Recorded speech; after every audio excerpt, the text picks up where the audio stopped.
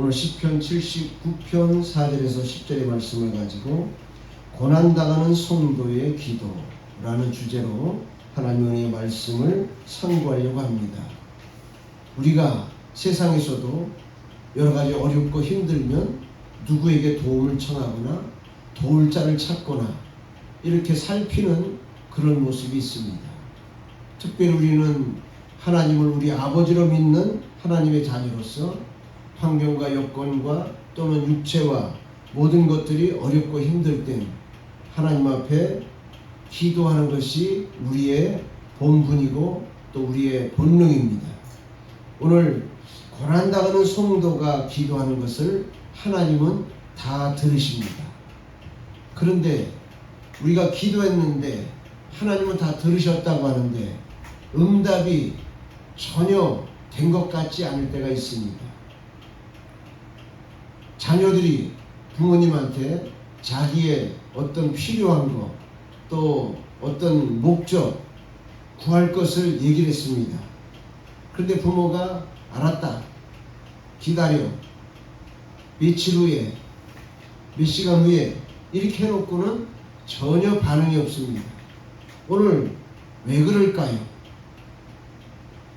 왜 안 해주냐고 자녀들이 땡깡 부리고 앙탈 부릴 것이 아니라 왜 안 해주실까? 뭐가 문제가 있나를 살펴야 되는 것처럼 우리가 고난당한 것만 가지고 하나님 앞에 아쉽게 처절하게 부르짖고 기도하는 것도 중요하지만 내가 기도했는데 하나님은 왜 역사하지 아니하실까? 왜 도움을 베풀어 주지 아니하실까? 도울 자를 붙여주지 아니하실까? 이것을 오늘 말씀을 통하여 돌아보는 귀한 은혜가 있기를 예수 이름으로 축원합니다. 영국의 철학자이자 사회학자인 존 스튜어트 밀이라고 하는 사람이 이런 말을 했습니다. 만족한 돼지보다 불만족한 인간이 더 낫다. 만족한 돼지. 돼지는 주는 음식의 질과는 상관없이 그냥 많이만 배 두드리면서 배부르게 먹을 수 있어 주면은 꿀꿀거리고 만족하게 먹고는 그냥 옆에 아주 뭐라 그럴까요? 시궁창없이 더럽든지 말든지 그냥 포질러 잡니다. 돼지는 배만 부르면 만족해요. 그런데 우리 인간은 배만 부르다고 만족하지 않습니다. 불만족한 그래도 인간이 된 것이 돼지보다 더 낫다. 이 철학자이며 사회학자인 존 스튜어트 밀은 말씀을 했습니다. 만족한 돼지, 그것을 어떻게 그분이 해석을 했냐면 현실이 불합리하거나 또 사고 리스크적으로 문제가 많거나 그것을 알면서도 수긍하면서도 나는 개의치 않아. 생각 없이 돈만 벌고 출세하고 나만 잘 먹고 잘 살면 되지 뭐. 이런 개념을 가지고 사는 사람을 만족한 돼지라고 하는 말입니다. 그러면 불만족한 인간, 그러면 불만족한 인간이 만족한 돼지보다 더 낫다. 그럼 어떻게 해서 불만족하지만 환경과 여건이 늘 부족해요. 그냥 생활이 그냥 늘 달랑달랑하는 이런 불안한 그런 상태에서도 만족한 돼지보다는 그런 불만족한 환경에 있는 인간이 더 낫다. 이 불만족한 인간은 그러면 어떻게 해서 더 나을까요? 불합리하고 사법이 잘못되어진 사법 리스크가 많은 그런 자들이 승승장구하고 막 대표로 일어서고 뭐 사업이 번창하고 막 이렇게 될 때에 이 불만족한 인간은 만족한 돼지보다 나은 점이 그 잘못된 불합리한 부분, 사법 리스크가 있음에도 불구하고 장성하고 사업이 왕성하고 지위가 높아가고 이런 것을 보면서 이 불합리함에 사법에 법에 위배된 그런 불순종한 그런 자들과 부딪히면서 끊임없이 바뀔 수 있도록 하는 방법이 뭘까? 고민하고 바른 길을, 진리의 길을 찾는 사람이다. 그래서 이게 불만족하지만 만족해서 배만 채우면 그냥 시궁창이든 어디든 그냥 배 깔고 자는 돼지보다 훨 낫다. 그래서 우리 인간은 만물의 영장임에도 불구하고 때로는 동물들보다 배부르고 편안하고 이런 부분에 대해서는 많이 부족한 부분이 있어요. 물론 월등한 상류층도 있지만, 그래서 우리나라 속담에도 보면 개팔자가 상팔자다 그런 말도 있습니다. 개를 가만히 보면요, 사람보다 나을 때가 더 많아요. 요즘은 특히 그래요. 젊은 부부들, 젊은 아가씨, 젊은 그 남자가 유모차를 끌고 갈 때 요즘은 하도 애기들을 안 나니까 혹시 애기를 얼굴을 볼 수 있나 하고 다가서 이렇게 보면 강아지가 앉아있어요. 고양이가 앉아있어요. 이처럼 요즘은 개와 고양이가 어찌 보면 사람보다 더 존중하게 대접받는 참 그런 시대다. 그럴지라도 그 존중받고 대접받는 개와 고양이보다 좀 불만족하고 만족치 못하고 넉넉지 못한 그런 삶을 살긴 살아도 인간이 더 낫다는 거예요. 왜냐? 분별할 수 있고 판단할 수 있고 생각할 수 있고 부족한 것이 무엇인지 알아서 해결할 수도 있고 고칠 수도 있고 변화시킬 수도 있기 때문에 그렇습니다. 짐승은 배만 부르면 그냥 만사오케이예요. 사람은 배부르다고 끝이 아닙니다. 배 부른 것보다 내 정신적으로 마음적으로 평안과 기쁨과 안정과 만족할 수 있는 그런 상황과 현실과 여건이 되는 것을 더 기뻐하고 그것에 만족합니다. 배만 부르다고 만족하지 않아요. 오늘날의 많은 정치인들이 우민 정책을 많이 쓰려고 해요. 백성들을 배만 불려서 그냥 편안하게 그냥 뭐 환경이 어찌됐든지 배만 부르면 그냥 아무데나 배 깔고 자고 이런 바보 병신 백성으로 만들려고 하는 정치라는 그런 모습도 있습니다. 그러나 비록 배골고 어렵고 힘들지라도 이건 아닌데 바르게 잡아야 되는데 고쳐야 되는데 법적으로 문제가 있는데 하면서 작은 힘이지만 바르게 온전하게 변화시키려고 끊임없이 도전하고 끊임없이 사고하고 애쓰는 그런 자가 더 만족하고 낫다는 겁니다. 오늘 우리는 고난 중에 내가 부족해서 내가 노력 없어서 또는 여러 가지 조건 때문에 이렇게 어렵고 힘들다는 그런 생각보다는 원망, 불평, 핑계, 탓할 때가 더 많습니다. 어찌됐거나 어려우면 우리 믿는 자들도 기도합니다. 하나님 앞에 역할을 본분을 다했던 못했던 간에 일단은 하나님밖에 의지할 데가 없으니까 하나님 앞에 기도하는 겁니다. 그러나 이 시간에 고난 중에 기도하는 그 기도의 이유가 정말 바르고 온전한 것인지 깨닫는 은혜가 있기를 간절히 바랍니다. 첫째, 우리가 고난 중에 기도하는 이유가 본문 말씀을 중심으로 우리가 심히 천하게 되었나이다. 시편 79편의 저자는 말하기를 왜 고난 중에 성도들이 기도하느냐?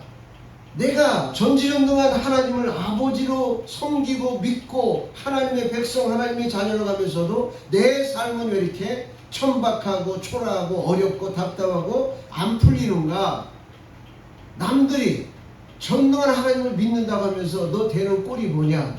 이렇게 무시하고 멸시하고 사람들이 천하게 바라보는 이런 부분에 대해서 하나님 앞에 우리는 기도해야 될 점 있습니다.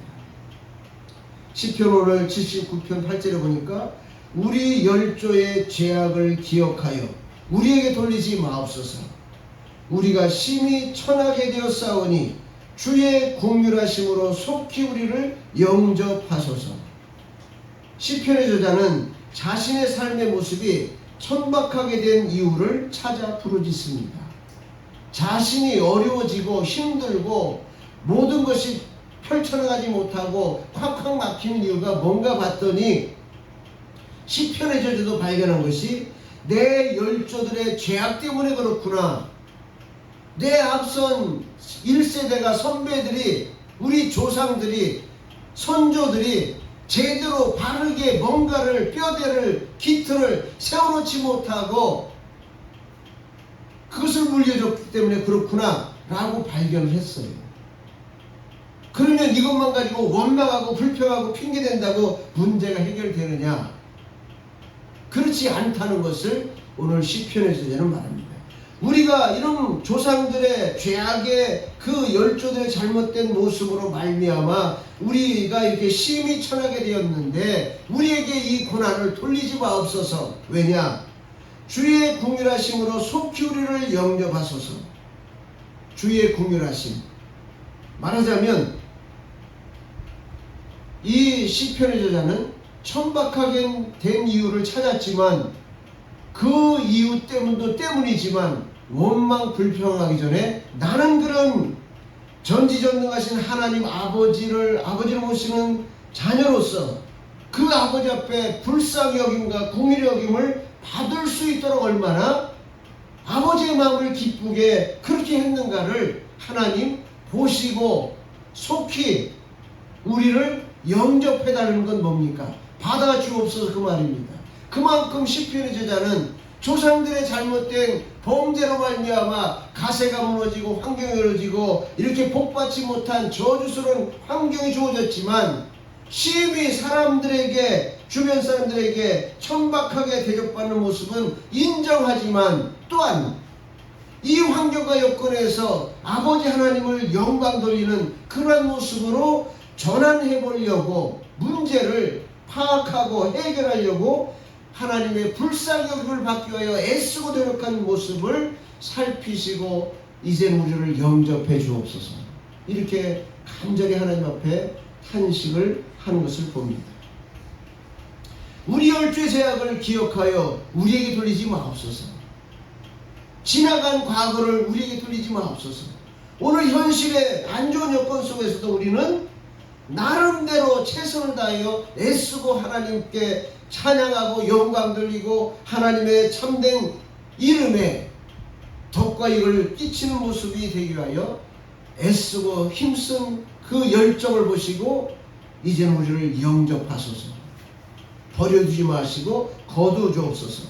이렇게 시편의 저자는 말씀하고 있습니다. 현주소의 원인은 열조에게 있지만 그 불합리한 것들을 찾아 변화하고 해결하는 의지가 지금까지 작동했고 또 지금도 작동하려고 애쓰고 있고 또 하나님의 긍휼하심과 은혜 속에 해결받기를 기도하고 있는 이 모습을 보시옵소서. 이런 기도를 시편의 저자는 하고 있습니다. 우리가 하나님의 자녀로 가면서 원망과 불평과 핑계의 소리만 난무하고 있다면 모습은 기도의 모습인데 말하자면 우리가 철야 기도도 하고 새벽 기도도 하고 수요 예배, 금요 예배 때로는 우리도 때때로 주일 예배 중간에 설교가 끝나면 통성 기도도 합니다만 이 통성 기도하는 모습은 하나님 앞에 간절하게 저에게 나의 어떤 소망과 문제를 놓고 긍휼히 여겨 주시기를 기도하는 것 같은 모습인데 이 기도가 원망과 불평과 핑계와 탓하는 내용으로 하는 부르짖음이라면 이건 기도가 아니라는 거예요. 하소연일 뿐이라는 거예요. 나의 처지를 하나님 앞에 탄식하는 것에 불과하다는 거예요. 그건 하나님이 100번 1000번 부르짖어도 하나님이 알았다 할 뿐 응답은 쉽게 열어주지 않는다는 거예요.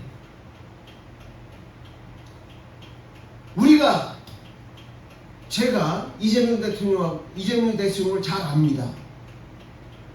잘 알아요. 그분도 나를 목사라는 걸 알아요.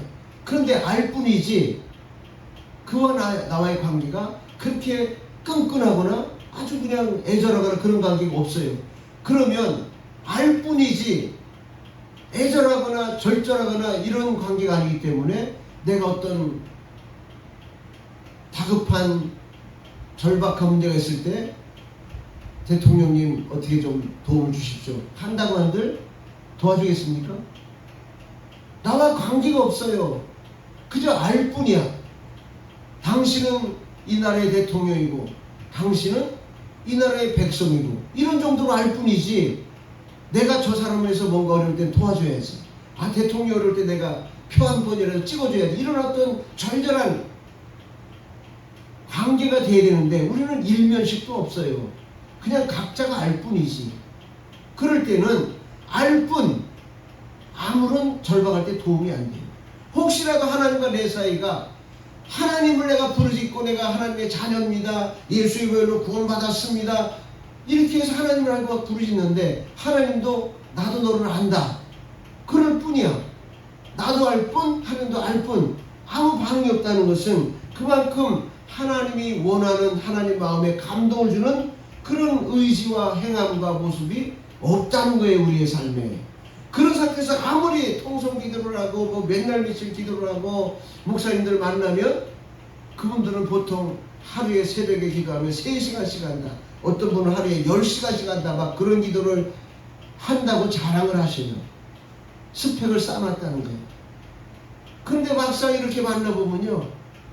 그나저나 개척교회하기는 똑같아요.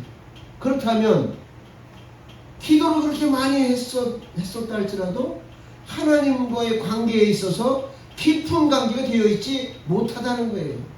하나님도 그 목사님을 알고 그 목사님도 하나님을 알지만 부르짖고 울고 통회장하고 기도하면 하나님이 알았다 하지만 알 뿐이지 그 목사님에게 뭔가를 역사하고 응답하고 이렇게 해줄 만한 그 정도 깊은 정도의 너와 나의 관계는 아니다. 그러니까 알았다.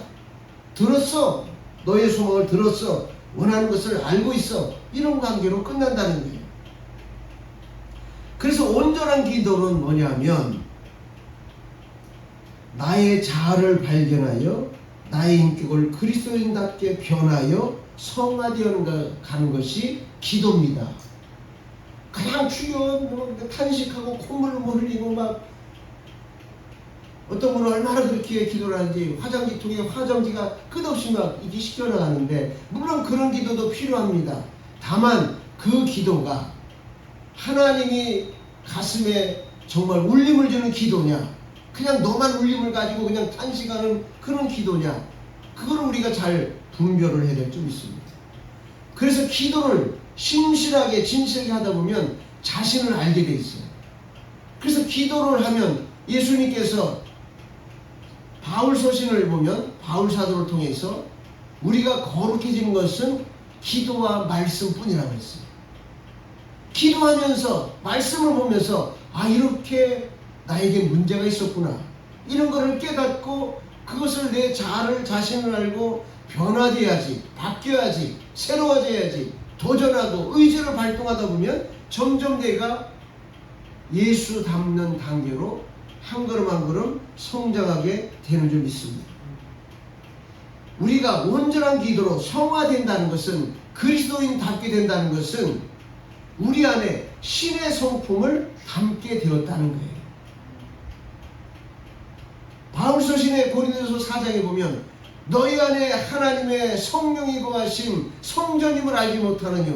어찌 보면 이 육신 속에 거룩한 하나님이 어떻게 내 안에 들어와 계실까? 이게 인간적으로는 잘 이해가 납득이 안 될 때가 있어요.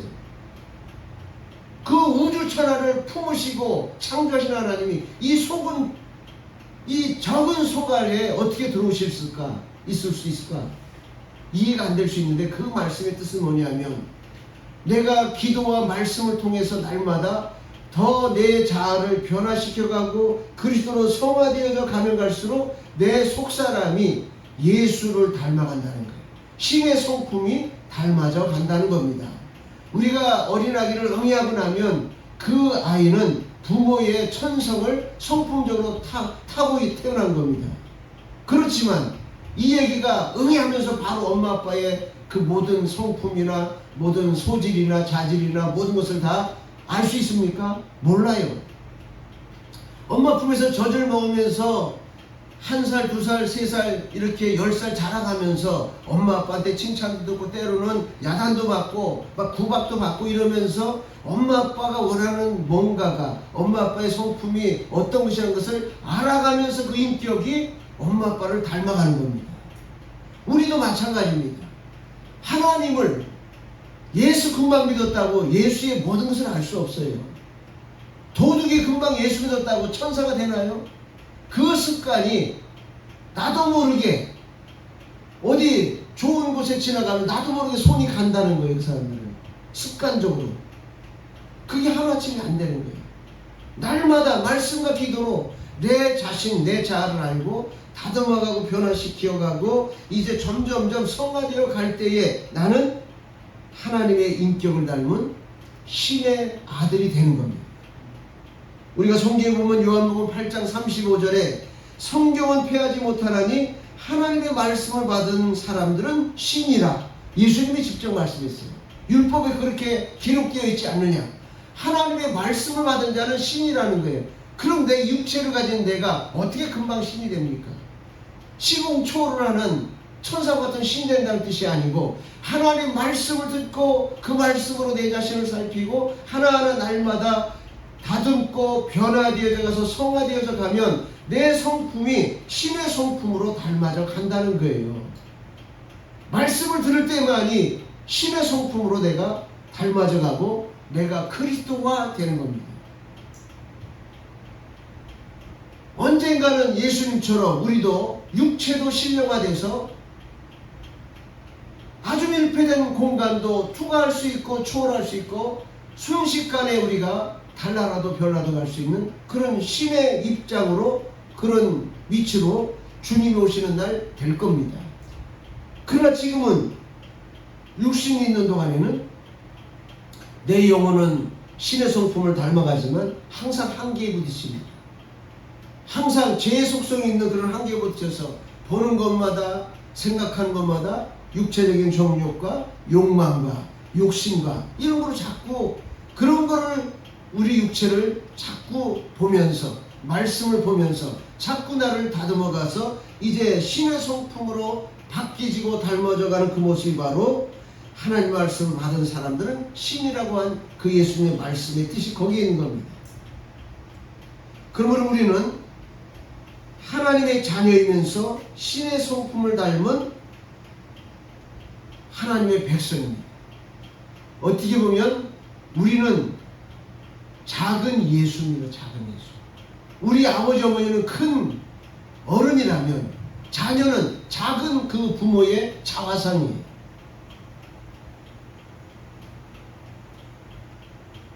그러므로 우리가 오늘 본문의 말씀에 8절의 말씀처럼 주의 긍휼하심으로 속히 우리를 영접하소서. 하나님의 긍휼하심이 우리 속에 나타나기를 소망하여 부르짖는 것이 기도다. 하나님의 긍휼하심, 불쌍여김, 그것이 우리의 삶 속에, 내 마음 속에, 환경 속에 나타나기를 기대하고 부르짖는 것이 기도입니다. 말하자면 우리의 모습이 하나님이 보실 때 애쓰는구나, 참 불쌍히 여겨서 도와줘야지, 이렇게 긍휼히 여김을 하나님이 감동돼서 역사될 때 그 기도가 참 기도입니다. 그때 나타나는 역사가 하나님의 은혜예요.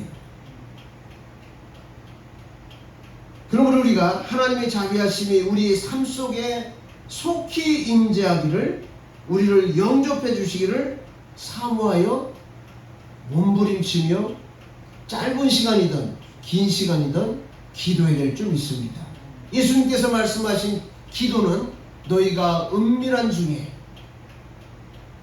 기도하는 것을 하나님 아버지께서 들으신다고 했습니다. 조용한 골방에서 기도하라, 들으신다고 했습니다. 물론 우리가 대중이 기도할 때는 막 통성 기도하고 막 방언으로 기도하고 이렇게 할 때가 있습니다. 그거는 왜 통성으로 기도하고 왜 방언으로 기도하느냐? 다른 사람의 방언과 기도 소리에 내 기도가 막혀요. 그러니까 그거를 극복하기 위해서 같이 분위기에 맞게 통성으로 하면서 극복하면서 주님의 그 기도의 통로가 열리게 하기 위해서 통성으로 기도하는 것이지, 실질적으로 예수님의 기도는 감람산에서 땀방울이 핏방울이 기도할 때 예수님이 막 그냥 지금 우리가 기도하는 것처럼 그렇게 미친 듯이 기도 안 했어요. 몇 마디예요. 아버지여, 이 잔을 내게서 피하게 해주십시오. 피할 수 없다면 내가 마시겠나이다. 그 중요한 주제를 가지고 하나님 앞에 간절히 기도하는 겁니다. 온 마음을 다 쏟아서 기도하는 거예요. 여러분, 설교 시간에 이런 얘기가 그렇습니다만, 화장실에 가서 볼일을 볼 때 변비 걸린 사람은 시원함을 얻기 위해서 온 힘을 쏟아요. 막 머리에 혈압이 오를 정도로. 예수님의 아마 기도가 그런 형태가였지 않았을까. 이 잔을 내게서 피하게 해주셔야 내가 좀 어떻게 해볼 것 같습니다. 이 한 가지 주제를 가지고 정말 혈압이 오를 정도로 하나님 앞에 간절하게 기도하는 겁니다. 전심을 다해서 기도하는 겁니다. 우리는 그냥 소리만 냈다 들리면 기도하는 것 같은데 그거와는 상관없어요. 내 마음이 절절하고 절실한 그런 간절함이 포함된 그런 기도가 있을 때 하나님은 불쌍히 여기서 우리의 기도를 들어 은혜로 응답하시는 줄 믿으시기 바랍니다. 그래서 우리가 그러한 응답을 받기 위해서는 때로는 막 몸부림을 쳐야 됩니다. 짧은 시간이든 몸부림을 쳐야 돼요. 이거 아니면 나 죽습니다. 말하자면 홍수에 막 떠내려가서 죽음 직전에 있는 사람은 진짜 온 힘을 다 쏟아서 부르짖을 겁니다. 살려달라는 소리가 배창자가 뒤틀릴 만큼 그렇게 할 겁니다. 그런 간절한 기도를 우리 주님은 듣기를 원하십니다. 소리만 냅다 지르는 거 별로 안 좋아하시요. 우리가 왜 이렇게 고난 중에 부르짖게 되었을까? 그래서 우리는 왜 하나님 앞에 부르짖으며 기도할 수밖에 없었을까? 오늘 두 번째로, 주의 기업이 더럽혀졌고 돌무더기가 되었나이다. 오늘 본문에 아까 읽은 말씀 중에 보면 1절에 보면 하나님이여, 열방이 주의 기업에 들어와서 주의 성전을 더럽히고 예루살렘으로 돌무더기가 되게 하였나이다. 열방이 하나님의 성전에 또 예루살렘 성전에 들어와서 더럽히고 돌무더기가 되겠다. 성경은 상징적인 내용이 참 많습니다. 성경을 잘 깨달아야 되는데, 사랑이신 예수님께서 예루살렘 성전에 올라갔습니다. 예루살렘 성전에 올라가서 성전에 보니까 많은 유대인들, 바리새인들, 서기관들이, 그리고 일반 유대인들이 거기다 자판을 깔아놓고 비둘기 팔고 양 팔고 염소 팔고 또 뭐 동전 바꾸기, 이런 아주 아수라장이 되어 있습니다. 그럴 때 예수님께서 마가복음 11장 16절 17절에 보면 아무나 기구를 가지고 성전 안으로 지나다님을 허락지 아니하셨다. 아무나, 이 아무나라고 하는 것은 차별한다는 뜻이 아닙니다. 하나님의 성전에는 그 성전에 걸맞는 모습을 가지고 들어가라는 거예요. 아무나 뭐 온갖 잡상이들이 들어가면 안 된다는 거예요. 성전에는 물론 누구나 다 들어올 수 있어요. 강도도 죄인도 뭐 병자도 다 들어올 수 있어요. 그렇지만 여기 아무나 기구를 가지고, 어떤 기구? 하나님께 예배 찬양 드리는 기구가 아니라 여기 기구는 무슨 기구입니까? 비둘기 파는 밥상이나 무슨 상, 걸상이나 이런 걸 가지고, 하나님의 성전엔 예배가 목적인데 예배하는 관계 없는 거 가지고 성전에 들어가는 것을 예수님은 금했어요. 그래서 그런 자들이 갖고 가는 어떤 비둘기 파는 상이라든지 돗자리, 이거를 그냥 채찍을 만들어 후로 패면서 그걸 다 갈아엎어 버리는 겁니다. 사랑이시고 인자와 자비와 은혜가 충만하신 예수님도 불의를 보고는 이렇게 분노를 일으켰다는 걸 우리가 볼 수가 있습니다. 성전의 목적과 하나님의 경배의 목적과 관계없는 것을 가지고 들어가는 것은 성전을 더럽히는 것이다. 그리고 인격 없는 돌멩이들만 이익만을 목적으로 하는 그런 자들이 모인 것은 성전이 아니라는 거예요. 오늘 우리도 성전에 왔습니다. 우리가 마치 돈 벌기 위해서 성전 온 거 아니죠. 돈 받으러 온 거 아닙니다. 돈 받으려면 은행에 가야죠. 그래서 이런 하나님을 예배할 목적으로 성전에 오는 것이 맞고, 그런데 하나님을 경배하는 목적과는 전혀 관계없이 온다는 것은 하나님을 욕되게 하는 것이다. 더럽히는 것이라는 거예요. 그 당시에 돈 바꾸고 비둘기 팔고 막 이런 그런 사람들이 모여있는 그 곳이니까 돌멩이들로 가득 차게 하는 것이라고 우리가 시편 9편 1절에 보면, 열방이 주의 기업에 들어와서 주의 성전을 더럽히고 예루살렘으로 돌무더기가 되게 하였나이다. 이 돌은 어떤 돌입니까? 성경에서 말하는 돌은 예수님을 말하기도 해요. 손돌, 모퉁이돌, 흰돌, 그 다 돌을 말하는데, 여기서 말하는 돌은 뭐냐? 인격 없는, 생명 없는 그런 존재들을 돌이라고 해요. 우리가 하나님의 전에 예배드리러 왔을 때 하나님을 영광 드리는 게 목적인데, 인격 없는 돌이 앉아있는 것처럼 그런 모습이 있다는 것은 하나님을 영광 돌리는 것이 아니라 하나님을 오히려 더럽히는 것이다. 그래서 예수님은 채찍을 들으면서 휘두르면서 하나님의 성전은 만인이 기도하는 집이다. 그 하나님을 경배하는 목적이 아니면 들어오지 말라는 거예요. 함부로 들어오지 말라는 거예요. 그러므로 성전에 들어오셔서 그들을 다 갈아엎는 그런 분을 내셨습니다. 오늘 시편 79편 2절로 4절에 보면, 저희가 주의 종들의 시체를 공중의 새에게 밥으로 주며 주의 성도들의 육체를 땅짐승에게 주며 그들의 피를 예루살렘 사면에 물같이 흘렸으며 그들을 매장하는 자가 없나이다. 우리는 우리 이웃에게 비방거리가 되며 우리를 애운 자에게 조수와 조롱거리가 되었나이다. 구약의 제사의 모습, 성전의 모습에서도 신약의 성전의 모습에서도 비슷한 모습들이 목격되고 있습니다. 세상의 주도자들이 주의 종들을 공중의 새에 먹이를 줬다. 이게 무슨 얘기입니까? 세상의 권력과 힘 있는 자들이 하나님의 성전을 짓밟고 주의 종들이 하는 모든 행사들을 마치 공중에 새 먹이 주듯이 그렇게 우습게 남용하고 무시하는 그런 행사를 하고 있다는 거예요. 그런데 이게 원천적으로 이렇게 된 이유가, 원인이 뭐가 있느냐? 교회 자체에 문제가 있기 때문에 그런 겁니다. 세상이 교회를 무시하고 밟고 들어온다? 교회 자체에 문제가 있는 거예요.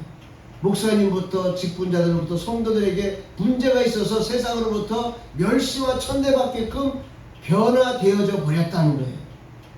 이걸 우리가 바꾸지 않고는 세상으로부터 다시 존경과 존중을 받을 방법이 없습니다.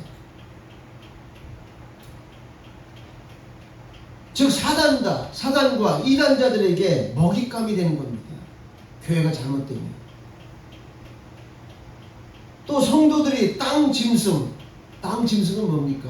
짐승은 계시록에 보면 인격이 없는 자, 자기의 욕망만 채우려고 하는 자를 짐승이라고 해요. 오늘 성도들이 인격 없는 자들에게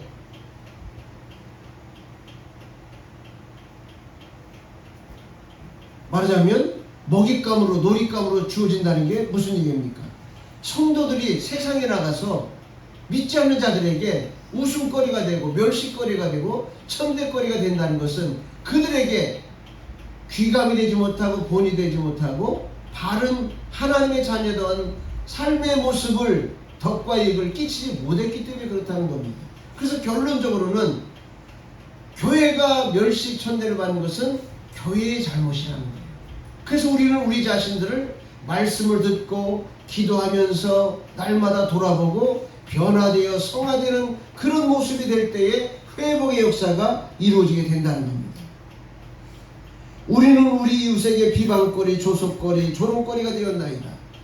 교회가 이웃과 같이 더불어 교회의 본이 되고 교회를 이끌고 덕을 끼치고 이래야 되는데 주변의 교회들로부터 또는 이웃들로부터 교회가 웃음거리가 될 때가 많아요. 그건 다 누구의 잘못이냐? 너나 할 것 없이 우리의 잘못이에요.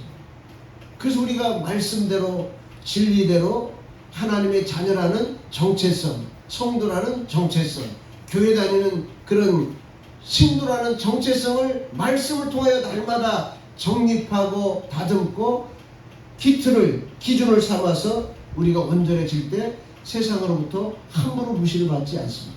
조소와 조롱거리가 되지 않습니다.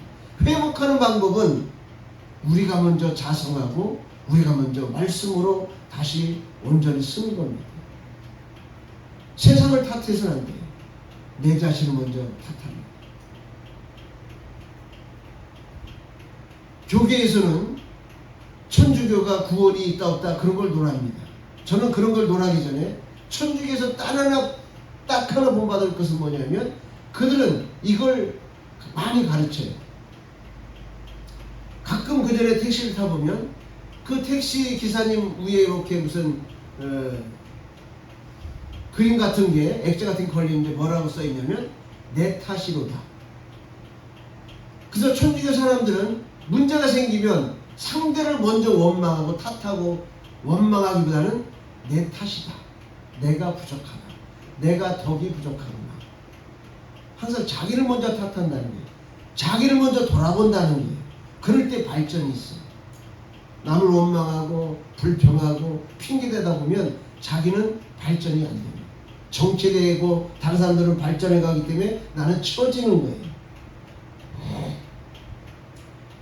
그래서 우리가 이웃에게 존중과 존경받는 그런 상태가 된 것을 인정하고 들어가야 돼요. 왜 교회 안 다니는 사람들이 교회를 저렇게 무시하지, 욕하지? 그런 거를 왜 그런가를 먼저 우리가 인정하고 문제는 우리가 찾아서 분석해서 변화되어야 될 줄 믿습니다. 우리가 이렇게 세상으로부터 멸시한다는 것은 하나님의 징계에 의해서 그런 건 맞아요. 성경에 보니까 그것은 그럼 하나님이 징계하는 이유는 미움도 있지만 잘 되라고 징계하는 겁니다. 부모가 자녀를 채찍질하고 야단치는 것은 미워서 그런 것이 아닙니다. 잘 되라고 하는 겁니다. 여러분이 며칠 전에 꼬리 물고 TV를 봤는데 아들이 엄마 아빠를 부모님을 아주 잔인하게 난조질해서 살인을 했어. 목적은 뭐냐?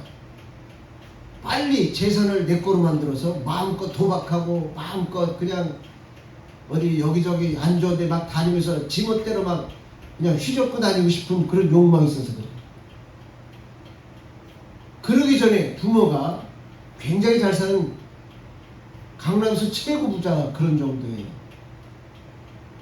그래서 그 자녀가 공부를 그렇게 안 하는데도 불구하고 너 공부 그렇게 안 할 바에는 차라리 유학이나 가라. 그래서 유학을 보내줬어요. 한 달에 한 2천만 원씩 보내줘요. 그 당시 2천만 원 정도면 엄청난 거예요. 근데 그걸 가지고 정신 차려서 공부하고 자기가 뭐 때문에 왔는지 연구하고 이렇게 해서 잘했으면 3, 4년 지나면 졸업할 때 되고 해서 뭔가 수학을 거둬서 돌아올 수 있잖아요. 그런데 거기서 한 달에 2천만 원씩 보내주면 뭐 했느냐? 어디라 그래요? 거기 도박하는 라스베가스인가 뭐 그런 데 가서 도박하다가 한 판에 그냥 날리기도 하고 막 그러다 보니까 대출을 뭐 어떻게 받는지 어떻게 해가지고 엄청난 빚더미만 자꾸 되는 거죠. 그런 그러다가 공부도 못하고 세월만 지나다가 이제 돌아와서는 어떻게 하면 어머니 아버지에게 좀 돈을 좀 많이 빼나갈까 이런 연구만 하는 거죠. 그러니까 아버지가 너 하는 짓이 도무지 인간될 모습이 안 되니까 호적에서 파가라. 좀 심한 말이지만 그런 말을 했어요. 너 내 자식 아니고 호적에서 파가 그랬거든요.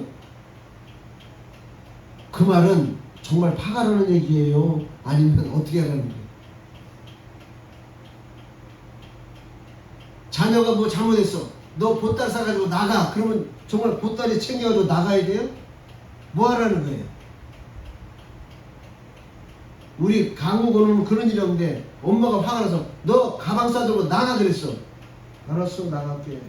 이게 맞아? 아니면 엄마 잘못했어요. 내가 뭔가는 잘못한 게 있는데 다시는 안 그럴게. 이게 맞아. 어느 게 맞을 것 같아요? 후자가 맞겠죠? 그러니까 보따리 싸갖고 나가. 호적에서 파가. 그 말은 너와 나 관계를 끊자 그 얘기가 아니에요. 그런 단계까지 왔으니 정신 차려서 회복할 관계를 만들기 위해서 노력하라 이런 뜻인데 이 정신병자 같은 아들이 서운하다 이거 아빠가 그런 말에 그래가지고 어떻게 하면 아빠를 죽여서 내가 이 재산을 다 빼갈까 엄마를 죽여야 또 마저 빼갈까 이런 엉뚱한 정신병자 같은 짓을 해서 사형 선고 무기징역을 받았어요. 오늘 하나님께서 시편 79편에 보면 진노를 하십니다. 왜 진노를 하시느냐? 시편 78편 이제 듣고 빨리 이렇게 제가 읽고 맞춰드릴게요. 78편 18절에 보면 저희가 저희 탐욕대로 식물을 구하여 그 심중에 하나님을 시험했다. 자기 탐욕을 목적으로 하나님 앞에 기도하고 달라 하는데 그 중심에는 뭐가 있느냐? 하나님이 주나 안 주나 하나님을 테스트하는 것이지 하나님을 믿는 믿음이 없어. 두 번째는 하나님을 대적했기 때문이에요. 시편 78편 19절에 보니까 하나님을 대적하여 말하기를 하나님이 광야에서 능히 식탁을 준비하시랴. 이 말을 우리가 이해하기 쉽게 하면 우리 삶이 굉장히 어려워요. 궁핍하고 그럴 때 하나님 믿는 나로서 하나님 우리 환경과 여건을 좀 풀어주시고 풍요롭게 우리가 먹고 사는 정도가 아니라 이웃에게도 어려운 자들에게도 덕되게 나눠주고 베풀 수 있는 그런 삶이 되기를 원합니다. 이렇게 기도를 해야 마땅하고 또 그렇게 노력하고 기대하고 힘써야 되는데 분명히 믿음의 사람입니다. 시편의 이 저자 기록한 것은 하나님을 대적하여 하나님이 대적이 다른 게 대적이 아니에요. 하나님을 시험하는 게 대적하는 거예요. 이 광야에서 이 어려운 환경 여건 속에서 우리가 잘 먹고 잘 살 수 있는 축복을 받을 수 있으냐? 하나님이 그런 축복을 줄 수 있을까? 못 믿는 불신하는 것이 바로 하나님을 대적하는 거예요.